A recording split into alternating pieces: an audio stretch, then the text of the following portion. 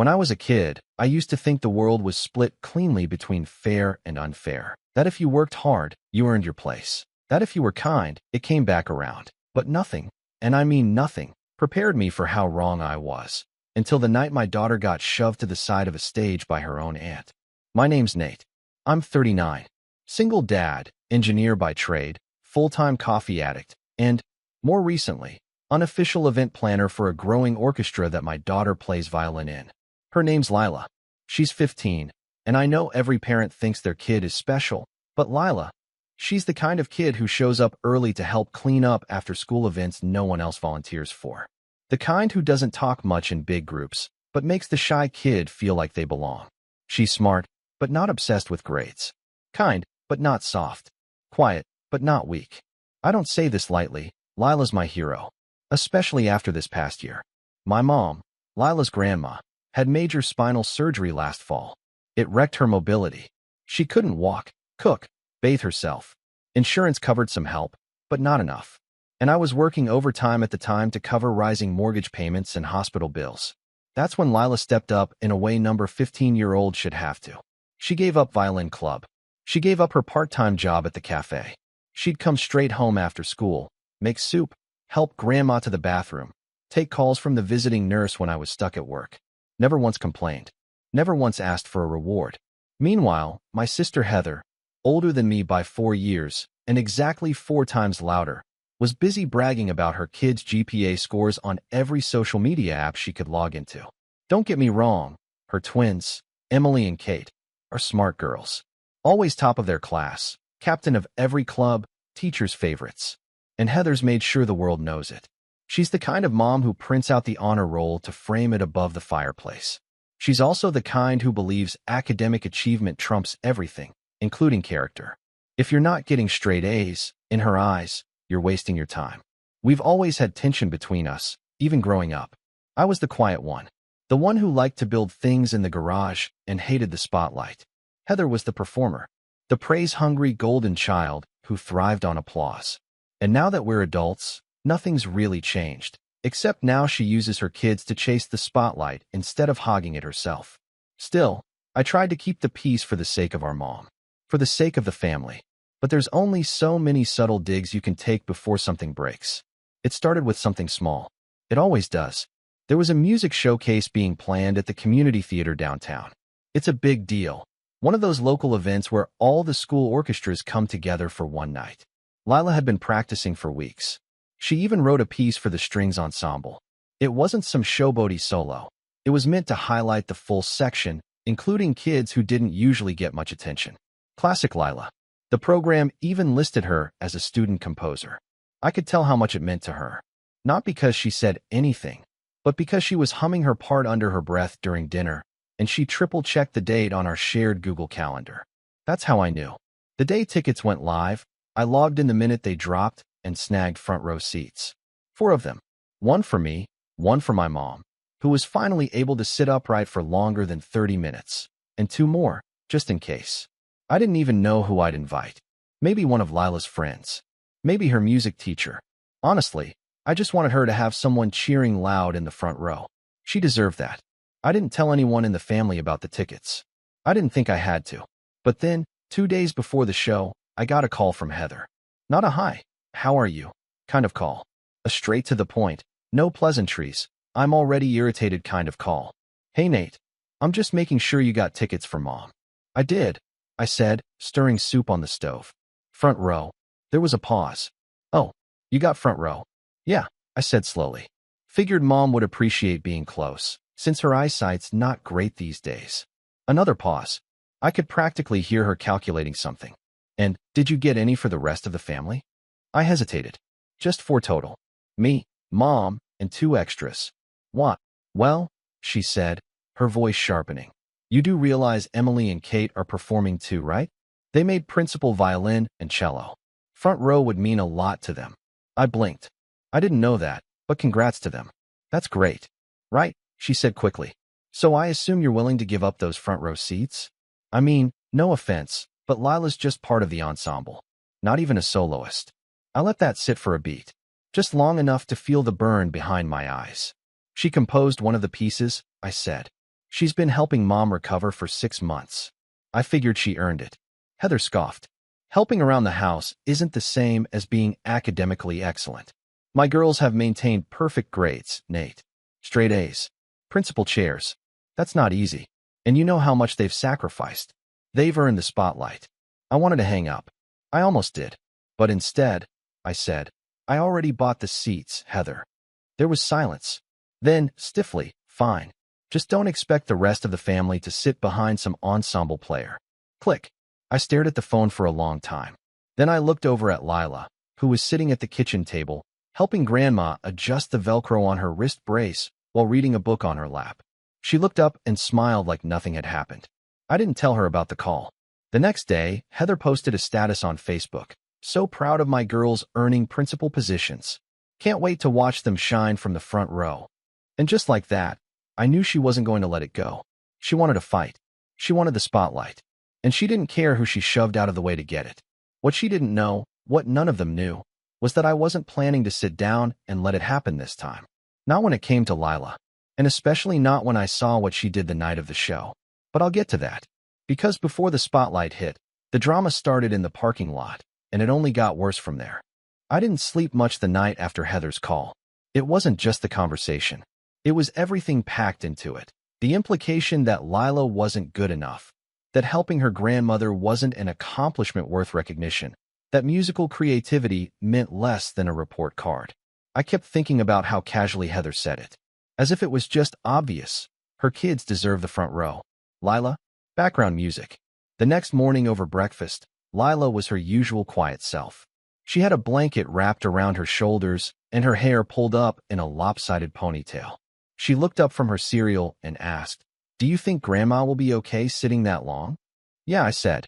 "I talked to her physical therapist. We'll bring one of the portable cushions for her back." Lila nodded, took a bite, and said, "Thanks for getting those seats." I paused. "You knew?" She smirked a little. "Grandma told me." She was excited. I smiled and reached across the table to ruffle her hair, but she ducked away with a playful glare. That was our rhythm. Quiet appreciation, small gestures. I didn't realize until much later how rare that dynamic was in our family. The morning of the concert, the group chat lit up like a Christmas tree. Heather, 8:02 a.m. Hey fam. Make sure to get there early. Heard the front row is gonna be tight, huh? Cousin Jenny, 8:07 a.m. Looking forward to seeing the girls shine. Aunt Mira, 8:12 a.m. Can't wait. Emily and Kate have been working so hard. No mention of Lila. Not even a generic, proud of all the kids message. I considered typing something. A gentle reminder that my daughter existed. That she had written one of the ensemble's original pieces and had been practicing after midnight most nights while still taking care of our mom. But I didn't. It wasn't worth it. Not in that chat. Not when I knew Heather would twist anything I said into a guilt trip or a lecture. By noon, I was on edge. That's when I got the email from the event coordinator. It was short. "Hi Nate. Just confirming your front row reservation of 4 seats. Quick note. Another parent has requested to purchase them from you in exchange for 6 general admission seats, plus a small donation to the school's music program. Let me know what you prefer." I stared at the screen. My pulse kicked up. I didn't need to ask who the other parent was. The timing, the phrasing, it was Heather's playbook, always dressed up in something charitable. I responded immediately. "Thanks for reaching out. I'll be keeping the seats. We're very excited to support Lila from the front row. Appreciate you checking in."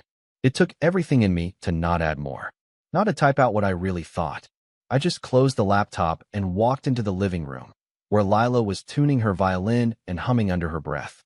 That night, we dressed up a little. Nothing flashy, just enough to make it feel like something special. I wore the same blazer I wore to Lila's last school ceremony.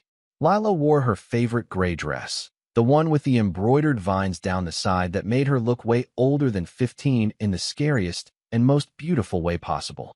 When we got to the venue, it was buzzing. Parents clustered near the entrance, camera flashes blinking like fireflies, conversations rising and falling in 100 separate bubbles. I saw Heather before she saw us. She was standing near the lobby entrance with her husband and the twins, wearing a pearl blazer like she was walking a red carpet. Emily and Kate were dressed to match. Hair curled, lips glossed, matching charm bracelets.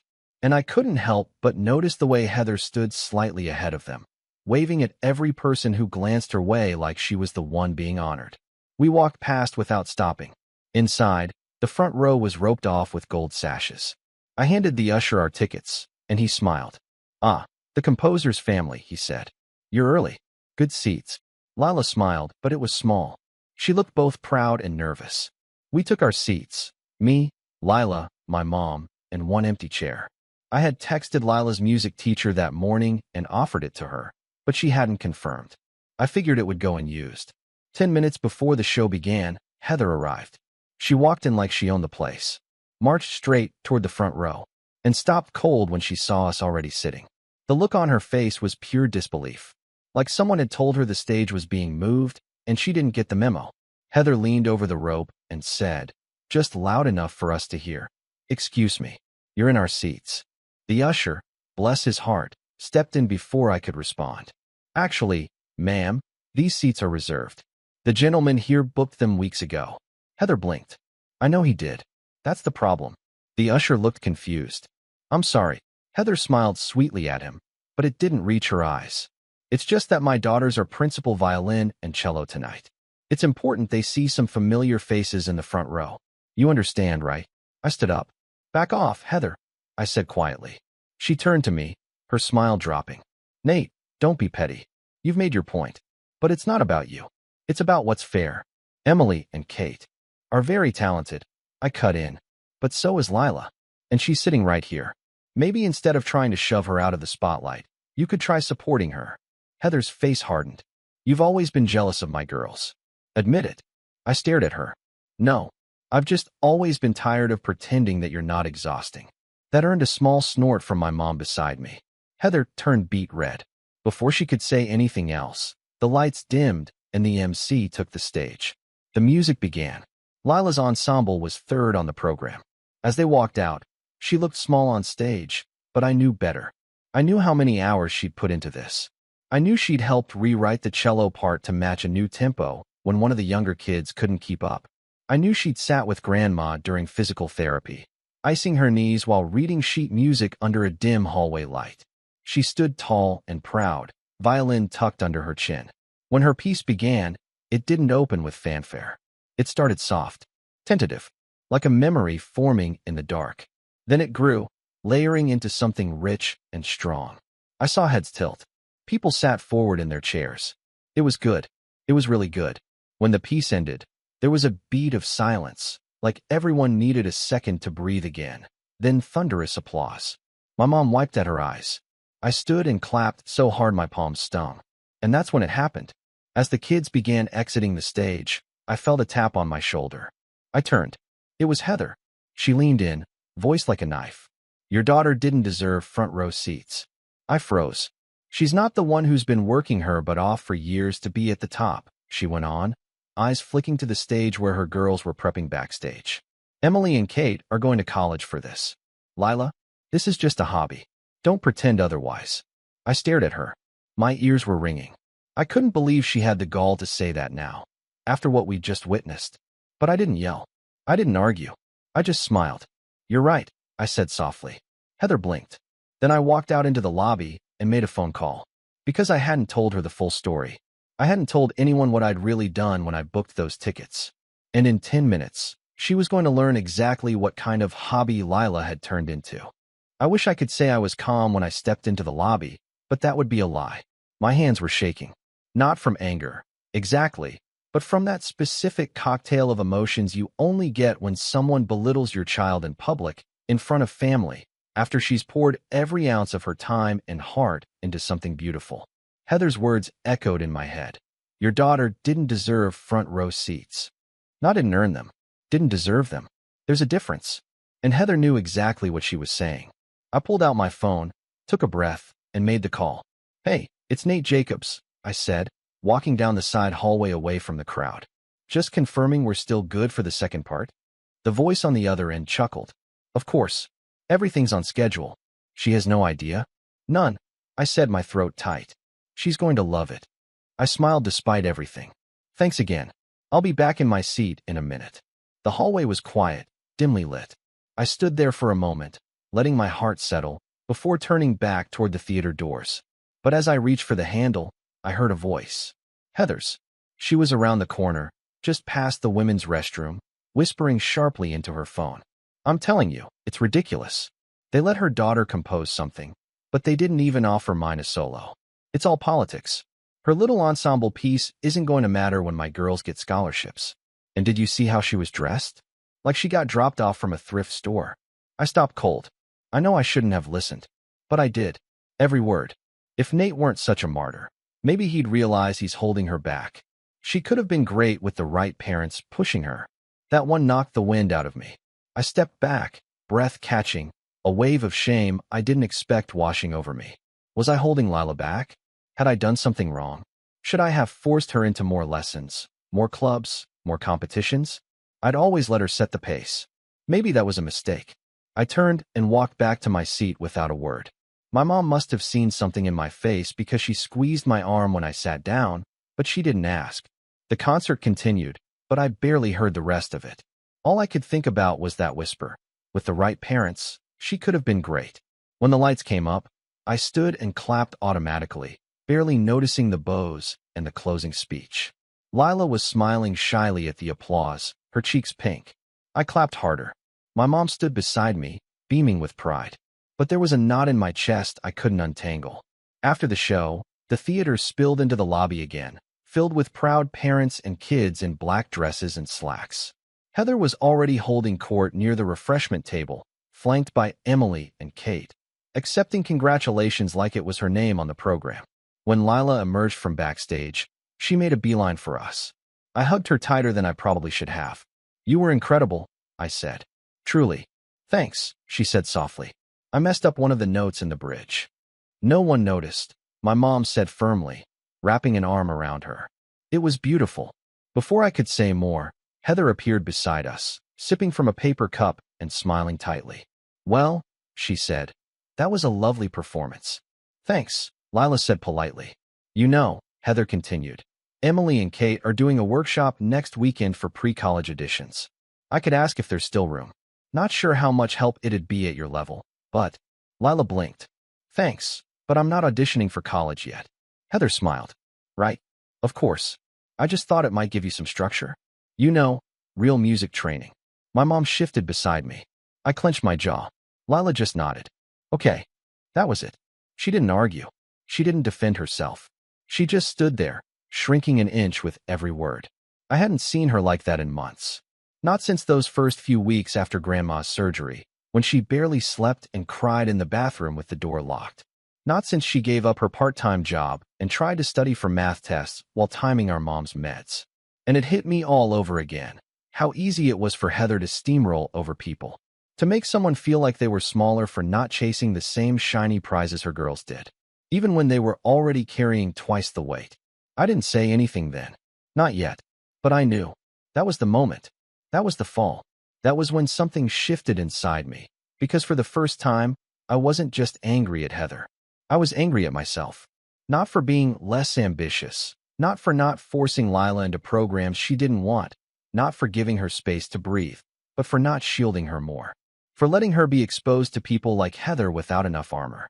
For not doing more to make sure she knew exactly how proud I was of the person she was growing into. That was the night I realized I had to stop trying to keep the peace. Because peace with people who belittle your kid isn't peace at all. The next few days passed quietly. Lila didn't bring up Heather's comment. Neither did I. But something was different. She was quieter. Not sad, just flat.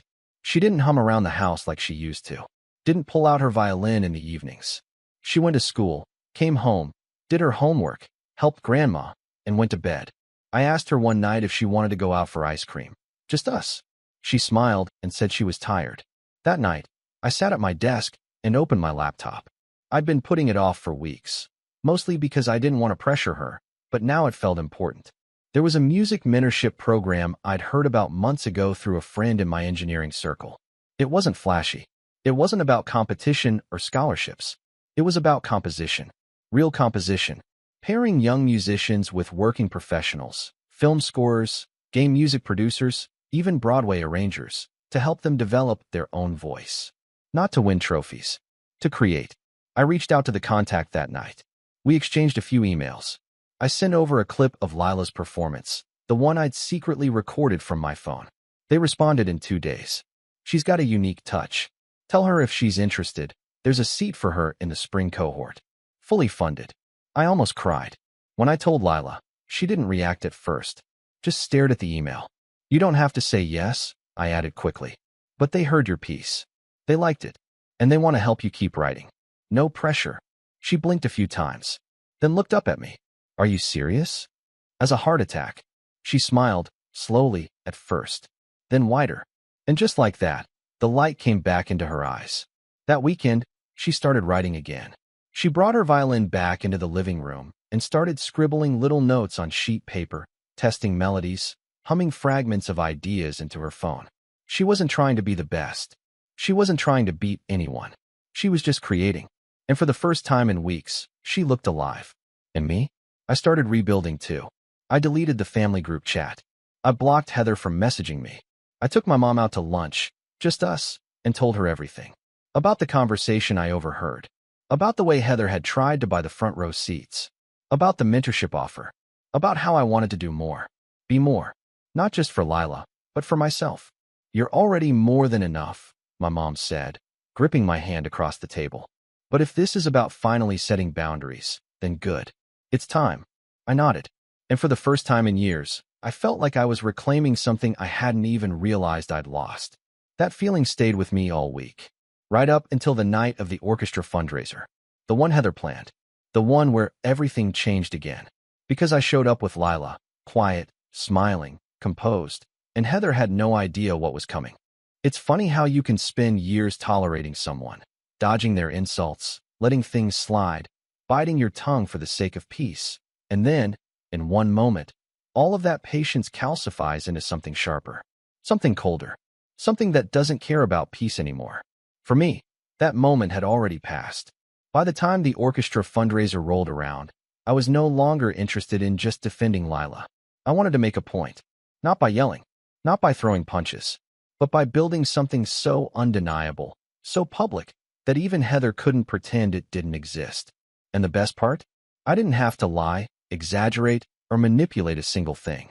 All I had to do was shine a light on what had already been there the whole time. Lila's kindness, her effort, her quiet brilliance. I just needed the right stage. And wouldn't you know it, Heather handed me one. She was the lead organizer of the spring fundraiser for the district orchestra program. It was a black-tie event at the country club where she and her husband held their annual holiday party. Tickets were $150 a head, with proceeds going toward new instruments, sheet music, and travel costs for out-of-state competitions. Every family was expected to contribute, either by buying a table, donating auction items, or helping coordinate the event. Heather, of course, took the reins like she was running a Senate campaign. She created a color-coded spreadsheet with donation goals and assignments. She delegated auction item outreach to less busy parents. She even assigned roles to the students, most of whom had no idea they were about to be paraded around like decorative centerpieces. Lila, naturally, was put in charge of coat check. When she told me, I laughed. Not at her, but at the predictability of it all. She said I'd be best suited for something low pressure, Lila said with a shrug. Did she? I said. Lila nodded, then went back to her sandwich. But I wasn't laughing later that night when Heather called me out of the blue. Hi, Nate, she said, syrupy sweet. Quick favor to ask. What's up? We had a cancellation for one of the donor performances. Just a 5-minute spotlight. Would you be able to convince Lila to play something? Nothing flashy, just background music. You know, while people arrive. I paused. You want her to perform, but also work coat check. Heather laughed lightly. Well, she can play for 10 minutes, then head to her station. We're on a tight schedule. I could hear the strain in her voice. She didn't want to ask. She didn't even like asking. But someone must have dropped out and left her in a bind. And the fact that she turned to Lila, of all people, must have stung. I smiled. Sure, we'll be there. What I didn't tell her was that Lila wouldn't just be playing a 5-minute background melody. Because while Heather had been busy assigning my daughter to coat check duty, I'd been busy too.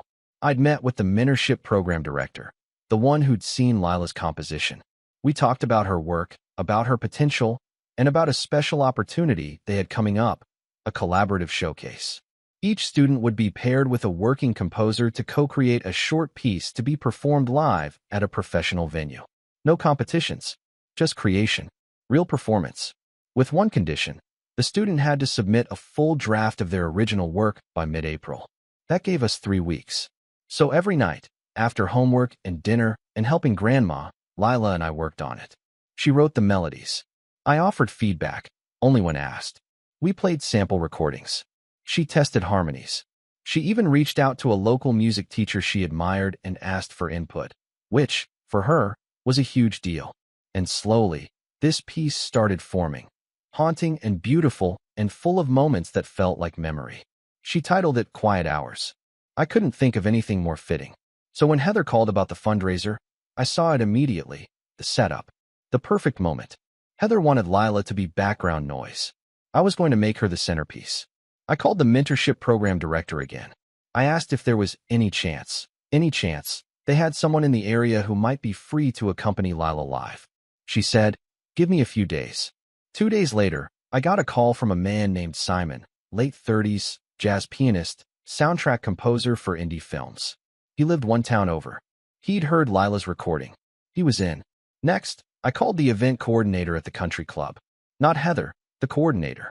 A woman named Elise, mid-40s, very professional. I explained that Lila would be performing with a special guest accompanist and needed a small adjustment in timing. Just 10 minutes, uninterrupted, before coat check. Elise was thrilled. That'll be perfect. The mayor's arriving around then. Great timing for something memorable. I didn't bother telling Heather. Let her be surprised. Lila knew, of course. She practiced with Simon twice before the event. She was nervous, but focused. And I kept my promise. I didn't push. I didn't hover. I just helped her polish the shoes she wanted to wear, printed her sheet music in triplicate, and made sure the violin was tuned to perfection. The night of the fundraiser arrived crisp and cold. Lila wore a dark green dress with subtle embroidery at the sleeves. Her hair was half up, half down. She looked elegant, but not showy. Confident, but grounded. I dropped her off at the performer's entrance, where Simon was already waiting. She gave me a small nod before heading inside. Meanwhile, I parked out front and walked through the main entrance, where the lobby was already buzzing. The silent auction tables were set up, and staff were arranging appetizers on polished trays. Heather was near the bar, clipboard in hand, speaking in a tight whisper to a group of parents who looked like they'd been roped into unpaid labor. When she saw me, she did a double take. "You're early," she said, surprised. "Wanted to get a good seat." I replied evenly. She looked confused for a second, then brushed it off. "Well, there's a little change in the program. Lila will play a short welcome piece in about 10 minutes. Just something light before she heads to coat check." I nodded. "Should be great." Heather raised an eyebrow at my calm. She didn't ask more. She was too busy running the room. The main hall was set like a wedding. Round tables, candles, a small stage at the front with a baby grand piano. There was a printed program on each table. I picked one up. Opening performance, Quiet Hours, violin, Lila Jacobs piano, Simon Royce. Right beneath that, welcome speech, Heather Collins. I smiled. The room began to fill. Families arrived in clusters. Parents in suits and cocktail dresses. A few teachers I recognized. The superintendent. The mayor. And sitting at the head table, of course, Heather. At exactly 7 p.m., the lights dimmed. A soft spotlight illuminated the stage. Simon stepped onto the stage first, followed by Lila, who carried her violin like it belonged in her hands. The crowd murmured politely. Then the music began. It didn't start loud. It unfolded slowly, like something forgotten rising to the surface.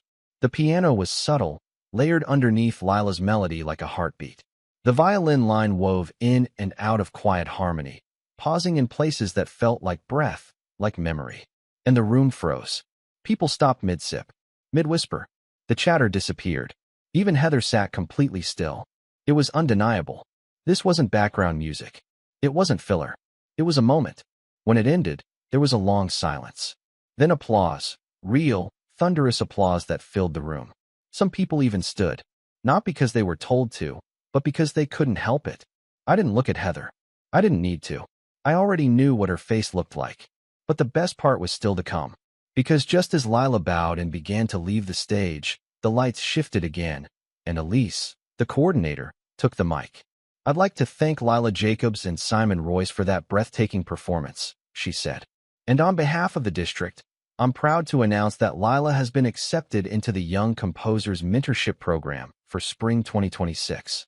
She'll be working directly with professional musicians to continue developing her original work. Let's give her another round of applause." The room erupted. Lila froze mid-step. I saw her eyes widen. She looked toward me in the back. I smiled and nodded. And in that moment, everything shifted. Not just the room, not just the fundraiser, the entire dynamic. Heather had built the stage, but Lila owned it now. The applause hadn't even died down before the whispers began. By the time Lila stepped off the stage, the tide had shifted completely. The fundraiser had only just started, and already the star of the night had been decided.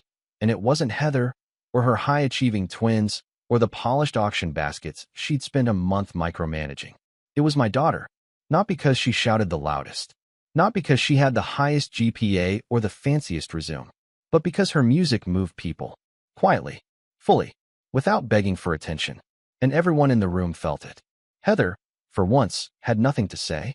She approached Lila briefly near the back, offering a polite, brittle smile that barely masked the heat in her cheeks. I was a few steps behind and caught just enough of the exchange. "That was unexpected," she said, clutching her wine glass like it might leap from her hand. "Thank you," Lila said simply. Heather glanced over Lila's shoulder toward the head table, where a cluster of parents were now pointing and whispering. Not about her twins, but about Lila. A few looked up her name in the printed program, one already taking a photo of the composer line with her phone. Heather tried to recover. "Well, coat check's still a bit short-handed. If you're done performing, I'm sure they could use you." Lila paused. Then, calmly, she said, "I'm actually going to stay with the musicians. Simon said I could shadow him during the second set."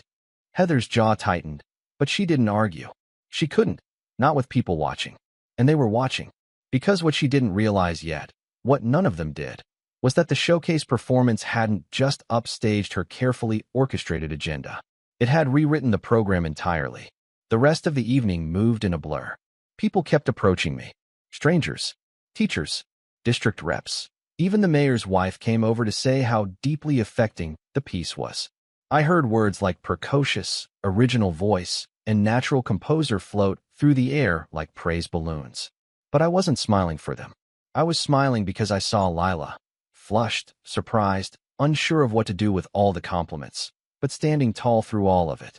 She was finding her footing not by performing, but by being recognized for the right things, not just talent, but effort, heart, vision. The best part? She didn't let it change her. She thanked people, smiled gently, and slipped off to sit quietly with Simon and another musician, listening to their notes like it was a regular night. Because for her, it wasn't about being better than anyone. It was about making something that mattered. I didn't tell her the rest until the following week. When the fundraiser concluded and the online recap went up on the school's website, Heather made one last attempt to reclaim the spotlight. She wrote a 3-paragraph piece congratulating the orchestra, highlighting the twins' hard work, and thanking herself, in third person, for organizing a seamless and impactful night of generosity and talent. But the comments told a different story. Out of 42 public replies, over 30 mentioned Lila by name. A few asked if her piece was available online. One parent even suggested creating a special student spotlight in future fundraisers for original works. The tone was clear. The night didn't belong to Heather. It belonged to the girl she tried to shove behind a coat rack. But the real fallout came later. 2 weeks after the fundraiser, I got a call from Elise, the same event coordinator from the country club. She wanted to let me know about something delicate. Apparently, Heather had submitted a proposal to chair next year's fundraiser as well. And while her contributions were appreciated, Elise said the board had chosen to go a different direction. They wanted someone who could bring more creative vision and student-centered storytelling. And guess who they picked? Me. Not because I campaigned for it. I didn't even apply. But enough parents, moved by Lila's performance and the authenticity behind it, had suggested my name that the board reached out to me. I asked Lila before accepting.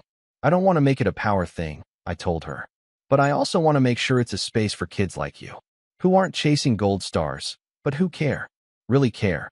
She looked up from her notebook, She was sketching cover art for her next composition and said, "Do it." So I said yes. And that's when the cracks in Heather's carefully crafted empire began to show. I didn't go out of my way to embarrass her. That's the thing about revenge done right. It doesn't need spectacle. It just needs to let truth rise, quietly, until the people clinging to the illusion have nothing left to hold. I didn't take away her friends. She did that herself, slowly, as more parents started pulling away from her constant competitiveness. When she tried to start a group chat for next year's fundraiser, only 2 people joined, and one of them muted the conversation immediately. I didn't sabotage her twins. They're good kids. A little absorbed, maybe, but not cruel like their mom. They kept their heads down. And when the mentorship program director announced the upcoming open call for next year's applicants, guess who asked me? Me. If I'd review their portfolios before submission. "Emily," she said, "you're the only one who seems to actually care about the music more than the score sheets." I told her I'd be honored. Heather, of course, wasn't thrilled. But by then, she'd lost her grip on the narrative. Because the truth was out. And not just about Lila. About all of it. About how Heather ran things for attention. How she played the long game of social dominance, dressed up as community service. How she couldn't stand it when someone else earned praise without asking for it. And perhaps most damning of all, people noticed how unshaken Lila was by the noise. How she didn't chase praise. How she just did the work. How she let her music speak without apology. The contrast was too sharp to ignore. Months passed. Lila's mentorship program began in earnest. She traveled every other weekend to work with a composer who specialized in scoring documentaries. She started keeping a journal, not about feelings, but about sounds. She wrote things like, "The way rain hits concrete equals cello," and "Grandma's cane equals sharp staccato footnote." I framed one of her early drafts. It hangs in my home office now, next to a quiet little plaque from the fundraiser board thanking me for creating space for quiet brilliance. As for Heather, well, we don't talk much anymore. It's not dramatic. There was no screaming match, no blowout, just silence. A silence she created when she realized she couldn't control the room anymore. She still sends the occasional mass text around holidays. I respond when I have to. Polite, distant. And she stopped bringing up the front row. Stopped bringing up earning things. Stopped pretending that power comes from pushing others down. Because somewhere deep down, she knows what everyone else saw that night. You can't bury light forever. Especially not the kind that doesn't beg to be seen. The kind that simply shines. And for the first time in years, I'm no longer standing behind anyone. I'm standing next to someone. My daughter. My hero. Final line. She didn't just earn the spotlight. She rewrote the stage.